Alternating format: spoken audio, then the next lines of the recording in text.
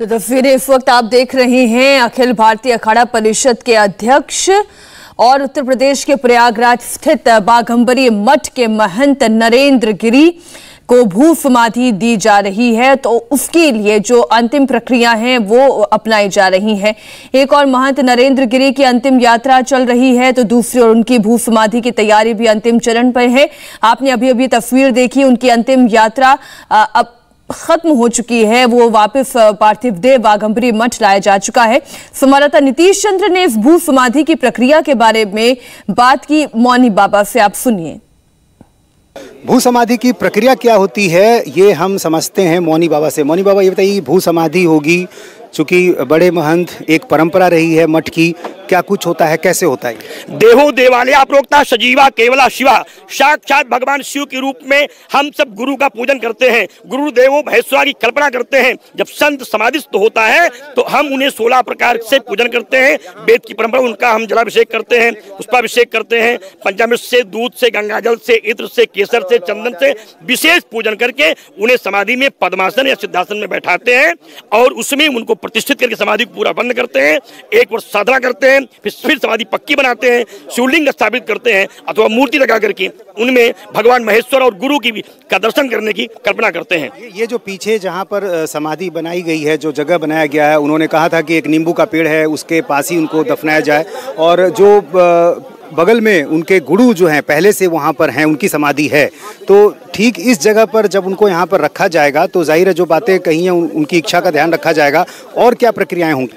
देखिए, वो सारी प्रक्रियाएं अखाड़े की परंपरा के अनुसार होंगी, क्योंकि पंच जो हमारे संत हैं वाए हुए हैं, पंच परमेश्वर, वो अपनी विधि के अनुसार सारी क्रियाओं को संपन्न करेंगे। क्योंकि भगवान शंकराचार्य की बनाई हुई ये अनादिकालीन परंपरा है। अखाड़े अपने नियम के अनुसार वो समस्याओं का निस्तारण भी करते हैं और धर्म की स्थापना भी करते हैं। यहाँ पर गुरु को भगवान की श्रेणी में देखा जाता है, इसलिए उन्हें पूरी निष्ठा के साथ, पूरी अर्चना के साथ हम पूजन करते हैं, वंदन करते हैं और समाधि बना करके उनमें पूरी कृपा प्राप्त करने की कामना भी करते हैं। शिव के उपासक थे वो, तो क्या ये वजह होगी कि शिव से जुड़ी जो चीजें हैं, शिवलिंग है, वो चीजें समाधि के ऊपर होंगी या फिर अंदर भी गड्ढे में भी कुछ होगा ऐसा? देखिए, शैव परंपरा ही जो है भगवान शिव की है। भगवान शंकराचार्य की परंपरा में सब शैव वैष्णव शाक्त फिलहाल भिन्न नहीं है, सब उसमें है। लेकिन सन्यासी शिव उपासक ही है, राम विष्णु में कोई भेद नहीं होता, ये तो अलग का प्रश्न है। लेकिन उसमें तो केवल सामग्रियां ही अंदर होंगी और महाराज का पार्थिव शरीर होगा। ऊपर वो शिवलिंग स्थापित होती है, ऊपर नीचे भाग में केवल अस्थि पास्थि होंगे। तो तस्वीरें इस वक्त आप देख रहे हैं, भू समाधि के बारे में आप जानकारी सुन रहे थे। और आपको ये बता दें, पूरे विधि विधान के साथ समाधि के लिए इस जगह को खोदा जाता है, पूजा पाठ की जाती है, गंगा जल से इसे पवित्र किया जाता है, वैदिक मंत्रोच्चार का पाठ किया जाता है। भू समाधि में जो भी दिवंगत साधु है, जैसे आज आप देखेंगे महंत नरेंद्र गिरी के पार्थिव देह को यहाँ पर समाधि दी जाएगी। समाधि वाली स्थिति में ही बैठाया जाता है, इसे सिद्ध योग मुद्रा कहा जाता है। जैसा कि मौनी बाबा को आप सुन रहे थे, उन्हें भी आप सुन रहे थे, उन्होंने जानकारी दी कि किस तरीके से समाधि दी जाती है। और इसके बाद जितने भी अनुयायी हैं, उनके शिष्य हैं, वो उनका एक बार दर्शन करेंगे। और इस वक्त जो आप देख रहे हैं, ये अंतिम प्रक्रिया, ये जो अंतिम चरण है इस समाधि को दिए जाने से पहले का, वो आप देख रहे हैं तस्वीर में।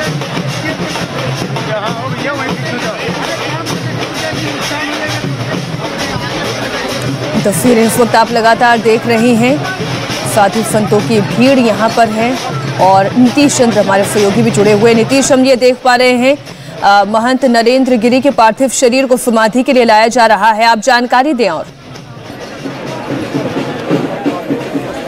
देखिए, आपको सीधी तस्वीरें हम दिखा रहे हैं उस जगह से जहां पर महंत नरेंद्र गिरी को भू समाधि दी जानी है। और अब आप देखिए, उनका जो पार्थिव शरीर है वो यहाँ पर लाया जा रहा है। पार्थिव शरीर अभी थोड़ी देर पहले ही पहुंचा, जो अंतिम यात्रा निकल रही थी उसके बाद से, और ये अब उस जगह पर पहुंच गया है जहां पर उन्हें भू समाधि दी जानी है।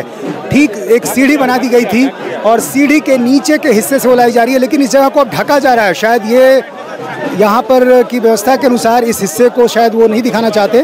तो ये अब जो आगे की प्रक्रिया होगी उसके अनुसार अब यहाँ से भू समाधि उनको दी जाएगी।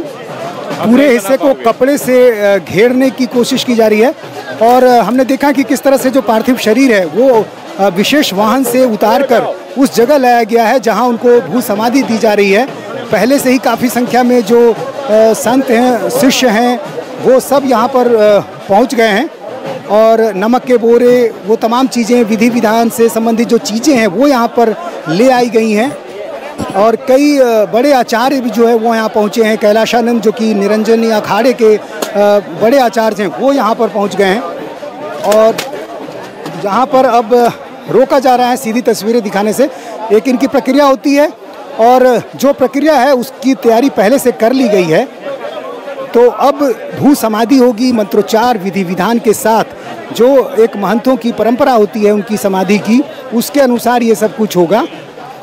इससे पहले भी जो इनके गुरु की समाधि को एक बार ये बता दूं नीतीश कि बीच बीच में जो ये तस्वीरें आ रही हैं, देखिए जहां तक हम ये दिखा सकते थे हमने वो पूरी दिखाई, लेकिन अब कपड़े से ढका जा रहा है और प्रयास ये किया जा रहा है कि आगे के विधि विधान जो रहते हैं, आगे का जो कार्यक्रम रहता है वो आम जनता की नजरों से दूर किया जा सके, क्योंकि आप ये देख रहे हैं कि कपड़े ढके जा रहे हैं। जी नीतीश, आप आगे की जानकारी दें।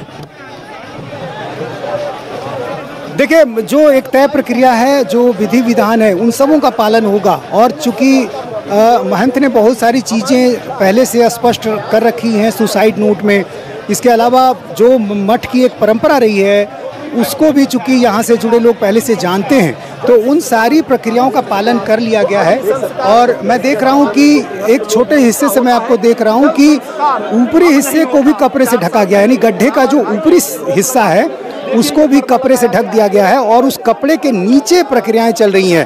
तो जो एक तय प्रक्रिया है उसके अनुसार सब कुछ हो रहा है। जो बड़े तमाम जो श्रद्धालु हैं, जो अखाड़ा से जुड़े हुए जो तमाम आचार्य हैं, वो सब विधि विधान के अनुसार ये पूरी प्रक्रिया को कर रहे हैं। और जो गड्ढे का जो ऊपरी हिस्सा है उसको ढक दिया गया है। उसके चारों तरफ तो एक कपड़ा घेरा ही गया है, लेकिन इसके साथ साथ गड्ढे के ऊपर भी एक चादर बिछाई गई है और उसके नीचे, सीढ़ी से नीचे जाते हुए जो तमाम प्रक्रियाएं हो रही है। तो एक जो विधि विधान है, मंत्रोच्चार है, जो पूजन है, वो सब कुछ होगा यहाँ पर और उसमें वक्त भी लगेगा, ये लंबा चलेगा।